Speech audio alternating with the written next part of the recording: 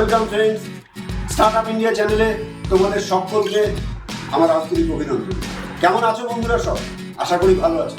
তোমরা সুস্থ থাকো, হাসি খুশি থাকো, এই প্রার্থনা রেখে আজকের ভিডিও শুরু করছি। তো আজকের ভিডিও শুরু করবার আগে বন্ধুদের কাছে আমার অনুরোধ, তোমরা যারা আজকে আমার এই চ্যানেলটিতে নতুন এসেছো তারা অবশ্যই আমার চ্যানেলটিকে লাইক করো, বন্ধুদের সঙ্গে শেয়ার করো, আমার চ্যানেলটিকে সাবস্ক্রাইব করো এবং পাশে থাকা বেল বাটনটি অবশ্যই প্রেস করো। তো আমরা আজকে আমাদের চ্যানেলে ব্যবসা নিয়ে আলোচনা করব। ব্যবসার একেবারে বেসিক লেভেল থেকে অ্যাডভান্স লেভেল পর্যন্ত বিভিন্ন স্তর আছে, সেই স্তরগুলো নিয়ে আমরা একটু আলোচনা করে নেব।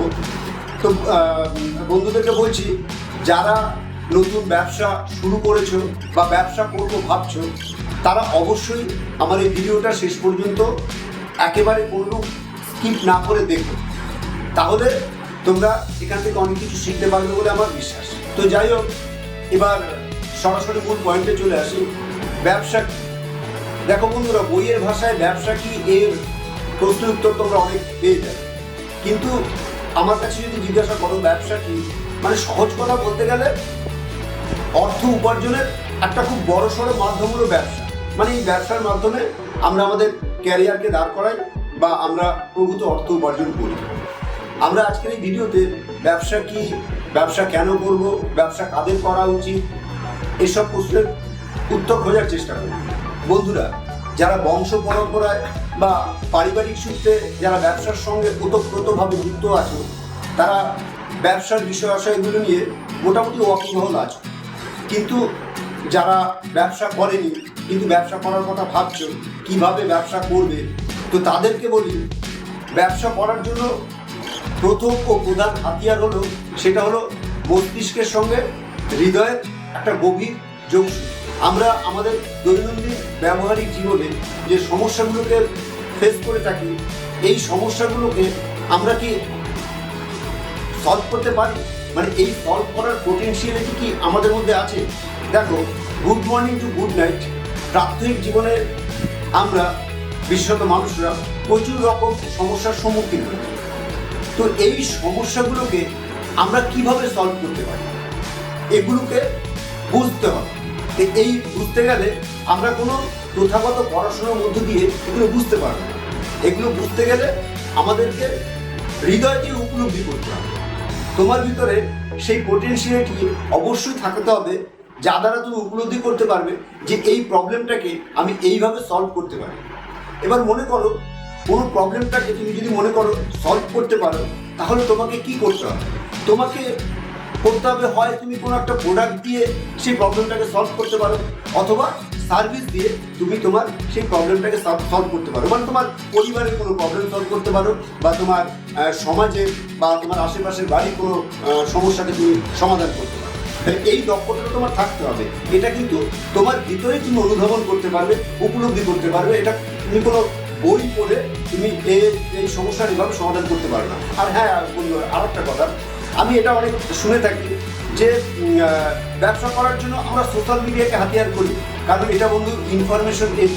তোমরা প্রচুর আইডিয়া উৎপাদন করার বা আইডিয়া খোঁজার চেষ্টা করো সোশ্যাল মিডিয়ার মাধ্যমে। আবার অনেক এরকম বলো, ভাই আমাকে একটা ব্যবসার লাইন দেখিয়ে দে না। তো দেখো বন্ধু, ব্যবসার লাইন কি ঠিক ওভাবে হয়? মানে তোমরা তোমাদের আশেপাশে অনেকে ব্যবসা করতে দেখেছো, তো সেই ব্যবসা করতে দেখে তোমরা যদি মনে করো যে আমি ওইরকম একটা টাইপের কিছু ব্যবসা করি, মানে ওইরকম একটা লাইন, মানে আমি আমার অনুভূতিতে আমি কিছু বুঝলাম না বা বললাম না, হয়তো আমার কিছু টাকা আছে। আমি প্রথমেই বলছি বন্ধু, টাকা দিয়ে কিন্তু ব্যবসা হয় না। অনেকের প্রচুর টাকা আছে তবু সে ব্যবসা করতে পারে না, আবার অনেকে অল্প টাকা দিয়েও ব্যবসা করতে পারে। তো বললাম প্রথমেই যে ব্যবসা করতে গেলে তোমার ভিতরে অনুভূতিটাকে জাগাতে হবে। তোমাকে বুঝতে হবে যে ব্যবসা করতে গেলে আমাকে মানুষের সমস্যাগুলোকে নিয়ে ভাবতে হবে, সমস্যাগুলোকে নিয়ে অনুধাবন করতে হবে, সেগুলোকে রিসার্চ করে আমি আমার কোনো একটা সার্ভিস দিয়ে বা প্রোডাক্ট দিয়ে আমি আমার সেই সমস্যাগুলোকে সমাধান করতে পারবো। তাহলে এইবার এই যে প্রোডাক্ট এবং সার্ভিসের কথাটা বললাম, এটাকেই তুমি ব্যবসায় কনভার্ট করবে। তাহলে এর পরে যেটা তোমাকে করতে হবে, যে ব্যবসায় কনভার্ট তো তুমি করলে, এরপরে তোমাকে যেটা করতে হবে মার্কেটিং। সুচিন্তিতভাবে তোমাকে এই প্রোডাক্টটির সার্ভিসটাকে মার্কেটিং করতে হবে। এবার তুমি যদি মার্কেটিংটা ঠিকঠাকভাবে করতে পারো, তারপরে কিন্তু মানুষ তখন তোমার ওই প্রোডাক্টিভ সার্ভিসটাকে পারচেস করবে, এবং তখনই মানে যখন পারচেস করবে তখন থেকে কিন্তু তোমার আর্নিংটা শুরু হয়ে গেল, অর্থাৎ তোমার ব্যবসায় ইনকামটা শুরু হয়ে গেল। বন্ধুরা, এবার আসি ব্যবসা কেন করা উচিত সেই প্রসঙ্গে। মোটামুটি 5টি কারণের কথা এখানে আমি উল্লেখ করব যে আমরা ব্যবসা কেন করব। ব্যবসা করার পিছনে প্রথম কারণ হলো ফ্রিডম, দ্বিতীয় কারণটা আমরা বলতে পারি ইনকাম, তৃতীয় কারণ পিপল, চতুর্থ কারণ লাইফস্টাইল, এবং পঞ্চম বা শেষ কারণ অপরচুনিটি। এবার প্রত্যেকটা কারণ নিয়ে একটু করে আমরা টাচ করে যাই। ফ্রিডম, তো ফ্রিডমের কথাটা প্রথমে বলি। বেসিক্যালি এখানে ফ্রিডম বলতে আমরা বুঝতে চাইছি যে তুমি যেটা করতে চাইছো সেটা করতে পারার অবাধ স্বাধীনতা। যেহেতু এখানে ফ্লেক্সিবিলিটি প্রচুর, তাই তুমি এখানে প্রেফারেন্স দিতে পারবে তুমি যেটা করতে চাইছো সেটা করতে পারা। আর সবচাইতে বড় কথা হলো যে তুমি তোমার লাইফস্টাইলটাকে বা তুমি তোমার লাইফটাকে এনজয় করতে পারো। এবার আসি দ্বিতীয় কথায়, মানে দ্বিতীয় কারণের কথায়। দ্বিতীয় কারণ হিসেবে বলেছিলাম ইনকাম, মানে যার জন্য আমরা এই ব্যবসায় আসবো। এখানে ব্যবসার ধরন অনুযায়ী এখানে ইনকামের কোনো ধরা বাঁধা নেই যে নির্দিষ্ট পরিমাণ তুমি ইনকাম করবে। সার্ভিসে যেমন একটা নির্দিষ্ট রোজগারের কথা বলা থাকে, মানে সেখানে তো আমরা স্যালারি বেস পাই, মানে সেখানে আমরা স্যালারি পাই। তো যেহেতু সেখানে আমরা বেতন পাই, তো বেতনের অঙ্ক একটা সীমাবদ্ধ থাকে। কিন্তু ব্যবসার ধরন অনুযায়ী তুমি এখানে বলা যেতে পারে স্কাই ইজ দ্য লিমিট। সুতরাং যেহেতু এখানে ইনকামের পরিমাণটার কোনো ধরা বাঁধা সীমা নেই, তাই তুমি এখানে তোমার ক্রেডিবিলিটি দিয়ে প্রচুর ইনকাম করতে পারো। এইবার তৃতীয় কারণে আসি। তৃতীয় কারণ আমরা বলেছিলাম পিপল। তো ব্যবসা করতে গেলে তুমি প্রচুর লোকের সান্নিধ্যে আসবে, মানে প্রচুর রকমের অপরচুনিটি তোমার কাছে এই পিপলের মাধ্যমে চলে আসবে। আর এখান থেকে তুমি নিজের ইচ্ছে অনুযায়ী কোন মানুষগুলোর সঙ্গে তুমি তোমার ব্যবসা করবে সেটাও নির্ধারণ তুমি করতে পারবে। এবার চতুর্থ কারণ আমি বলেছিলাম লাইফস্টাইল। বন্ধুরা, ভেবে দেখো, একমাত্র ব্যবসায়ী হচ্ছে একমাত্র উপায়, একমাত্র পথ যেখান থেকে তুমি তোমার লাইফস্টাইলটা নিজের মতো করে করতে পারবে। মানে এই ফ্রিডমটা থাকবে, তুমি কোথায় যাবে, কি খাবে, কি পরবে, কখন যাবে, তুমি কোথায় ছুটি কাটাতে যাবে, এইসব ব্যাপারগুলো যেহেতু তোমার নিজের নিয়ন্ত্রণে থাকবে, তাই লাইফস্টাইলটা তুমি তোমার মতন করে সাজাতে পারবে। এবার বন্ধু বলি শেষ এবং সবচেয়ে গুরুত্বপূর্ণ বিষয়টা, যেটাকে বলি অপরচুনিটি। দেখো বন্ধু, ব্যবসা করতে গেলে অনেক রকম অপরচুনিটি আসবে, যার জন্য পৃথিবীর বেশিরভাগ মানুষ এই অপরচুনিটিটি আছে বলেই ব্যবসা করতে আসে। ব্যবসায় হাজারো রকমের অপরচুনিটি, ব্যবসার ধরন অনুযায়ী তার সেই সুযোগ সুবিধাগুলি ব্যবসার মালিকরা ভোগ করে। তো এক কথায় অপরচুনিটির এত ভিন্নতা পৃথিবীর আর কোনো পেশার মধ্যেও নেই, যেটা একমাত্র এই ব্যবসার মাধ্যমেই পাওয়া যায়। তো বন্ধু, এবার আমরা বুঝে গেলাম যে ব্যবসা কেন করা উচিত। এবার বলবো যে ব্যবসা কাদের করা উচিত এবং কাদের করা উচিত নয় এই প্রশ্ন। ব্যবসা কাদের করা উচিত? বন্ধুরা, যদি ইন জেনারেল আমরা ভাবি তাহলে সবাই কি ব্যবসা করতে পারি, সবারই কি ব্যবসা করা উচিত? দেখো, আমি বলবো ব্যবসা তাদেরই করা উচিত যাদের ধৈর্য রয়েছে, যাদের ভিতরে কিছু নতুন করবার উদ্যোগ রয়েছে, যাদের রিস্ক নেবার একটা ক্ষমতা রয়েছে, আর যারা চিরাচরিত বা প্রথাগত পদ্ধতির মধ্য দিয়ে না গিয়ে নতুন কিছু করবার মতন একটা ক্ষমতা রাখে, তাদের অবশ্যই ব্যবসাটা করা উচিত। ও এর সঙ্গে আর একটা কথা না বললেই নয়, ব্যবসা তাদের অবশ্যই করা উচিত যারা পারিপার্শ্বিক, সমাজ ও দেশের সম্পর্কে ওয়াকিবহল থাকতে পারে। ব্যবসা তাদের অবশ্যই করা উচিত যারা সময়ের সঙ্গে চলতে শিখবে। ব্যবসা অফলাইন এবং অনলাইন দুরকমই হয়, দুরকমভাবে তুমি এগোতে পারো। কোনটা তোমার পক্ষে খুব সুইটেবল হবে সেটা একমাত্র তুমি উপলব্ধি করতে পারো। এবার বলি ব্যবসা কাদের করা উচিত নয়।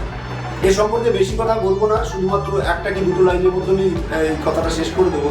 দেখো বন্ধুরা, যারা মনে করবে বা যে মনে করবে যে আজকে আমি ব্যবসায় ইনভেস্ট করেই কালকে থেকে আমার আমদানি শুরু হয়ে যাবে, যাদের ভিতরে ধৈর্য ভীষণ কম, যারা ঝুঁকি নিতে চাইবে না, তারা অবশ্যই ব্যবসা করুন।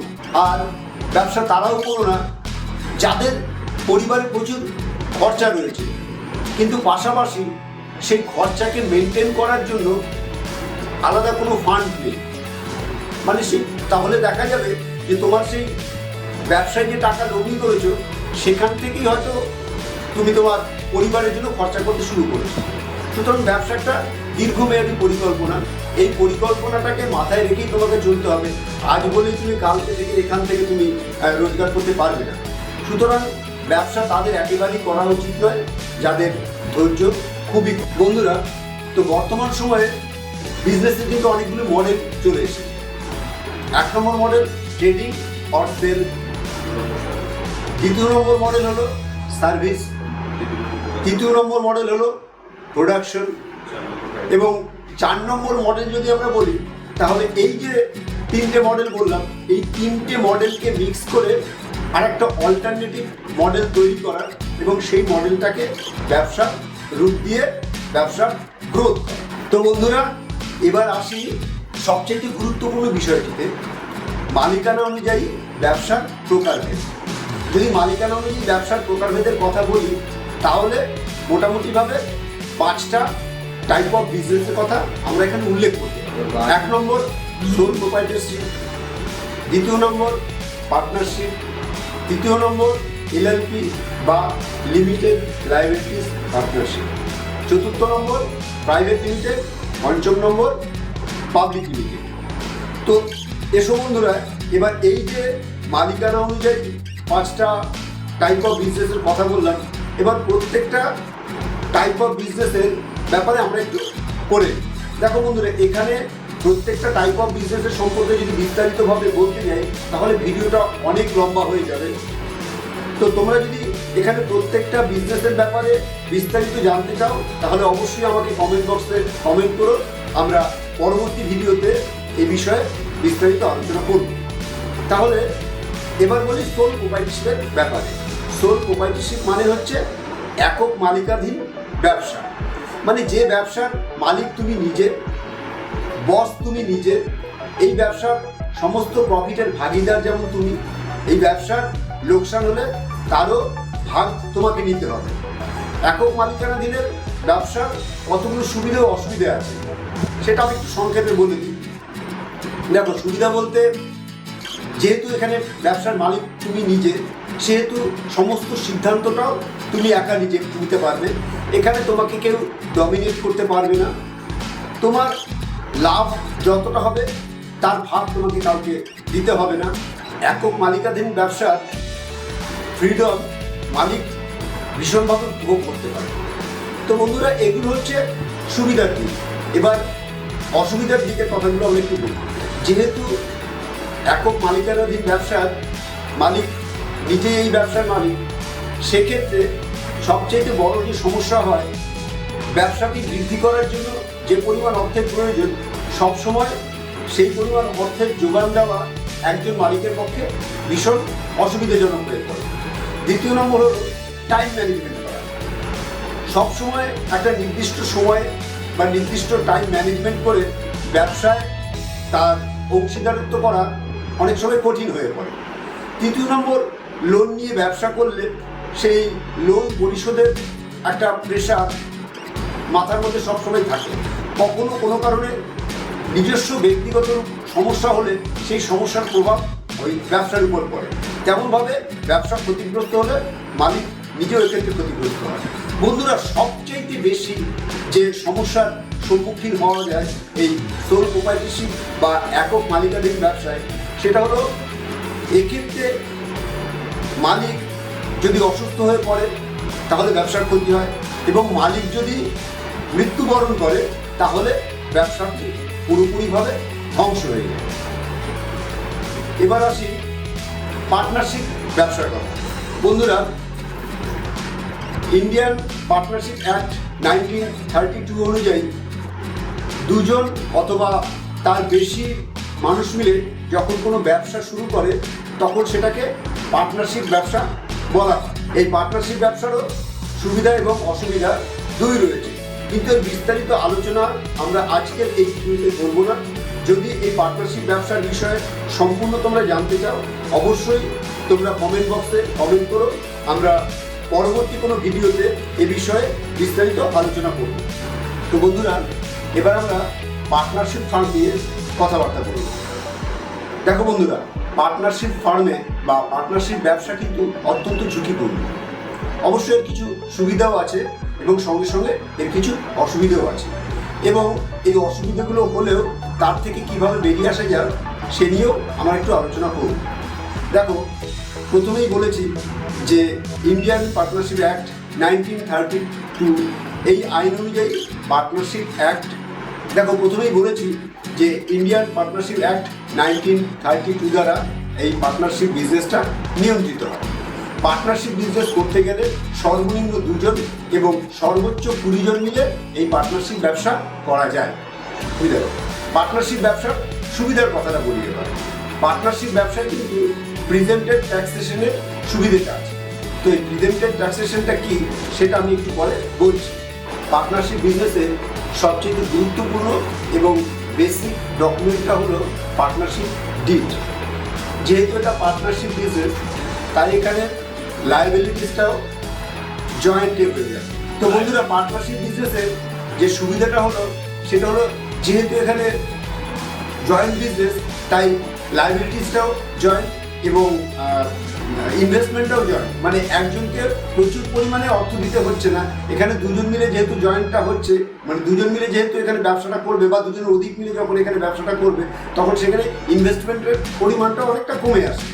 তো এটা হচ্ছে পার্টনারশিপ বিজনেসের এই দুটো বড় সুবিধা। আর সবচেয়ে তৃতীয় বড় সুবিধা যেটা হচ্ছে সেটা হচ্ছে প্রিজেন্টেড ট্যাক্সেশনের। তো বন্ধু, প্রিজেন্টেড ট্যাক্সেশনের ব্যাপারটা এখনই খুব বিষয়টাকে আমি বিস্তৃতভাবে বলছি না, কারণ এই প্রিজেন্টেড ট্যাক্সেশনের বিষয়টা বলতে গেলে ভিডিওটা আরও অনেক লম্বা হয়ে যাবে।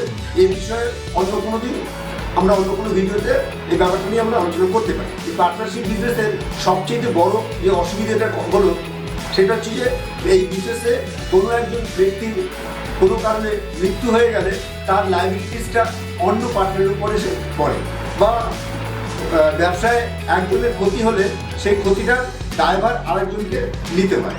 এছাড়া বন্ধুরা, এই পার্টনারশিপ ব্যবসার আর একটা সবচেয়ে বড় যে ক্ষতিকর দিক হলো সেটা হলো ব্যবসায় কোনো রকম ক্ষতি হলে তার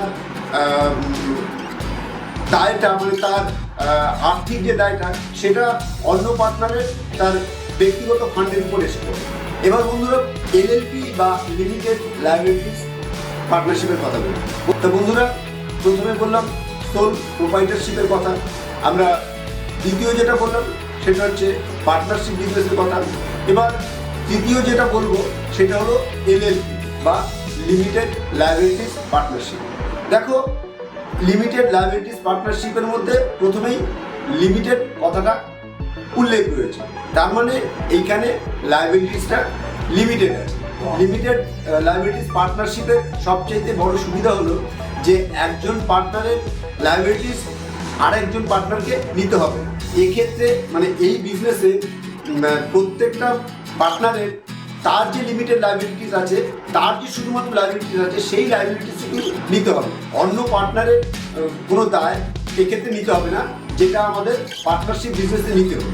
আর এই লিমিটেড লায়াবিলিটিস পার্টনারশিপ করতে গেলে আরসি থেকে রেজিস্ট্রেশন করে তারপরে লিমিটেড লায়াবিলিটিস পার্টনারশিপটা করতে হয়। তো এই লিমিটেড লায়াবিলিটিস পার্টনারশিপ গঠন করতে গেলে কী করতে হবে এবং এর সুবিধা আরও অনেক অসুবিধা আছে ইত্যাদি, এই বিষয়ে বলতে গেলে ভিডিওটা প্রচুর লম্বা হয়ে যাবে। এ বিষয়ে প্রয়োজন হলে আমরা পরবর্তী কোনো সময় এ বিষয়ে আমরা বলব। তো বন্ধুরা, এবার আসি প্রাইভেট লিমিটেড বিজনেসের কথা। প্রাইভেট লিমিটেড বিজনেসের ক্ষেত্রে মিনিমাম 2 জন এবং ম্যাক্সিমাম 20 জন মেম্বার হতে পারে। মানে দুজন ডিরেক্টর হতে হবে। প্রাইভেট লিমিটেড ব্যবসার ক্ষেত্রে এখানে শেয়ার আমজনতা বা সাধারণ মানুষের কাছে বিক্রি করা যায় না। তো বন্ধুরা, এবার 5 নম্বর বা সর্বশেষ যে টাইপ অফ বিজনেসের কথাটা উল্লেখ করব সেটা হলো পাবলিক লিমিটেড কোম্পানি।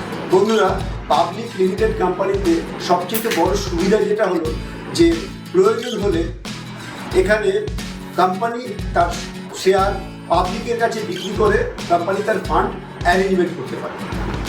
পাবলিক লিমিটেডের ক্ষেত্রে প্রচুর ফ্লেক্সিবিলিটি আছে। তো বন্ধুরা, এতক্ষণ পর্যন্ত আমরা বিজনেসের একেবারে বেসিক্স থেকে অ্যাডভান্স পর্যন্ত বিভিন্ন স্তর নিয়ে আলোচনা করলাম। এরকম আরও অনেক ইনফরমেটিভ ভিডিও পেতে আমাদের ইউটিউব চ্যানেলটিকে সাবস্ক্রাইব করে রেখো এবং আমাদের ফেসবুক পেজটিকে ফলো। আর এই ভিডিওটা যদি তোমাদের ভালো লেগে থাকে তাহলে অবশ্যই তোমরা লাইক করো, বন্ধুদের সঙ্গে শেয়ার করো। আজ এই পর্যন্তই, দেখা হচ্ছে পরের ভিডিও।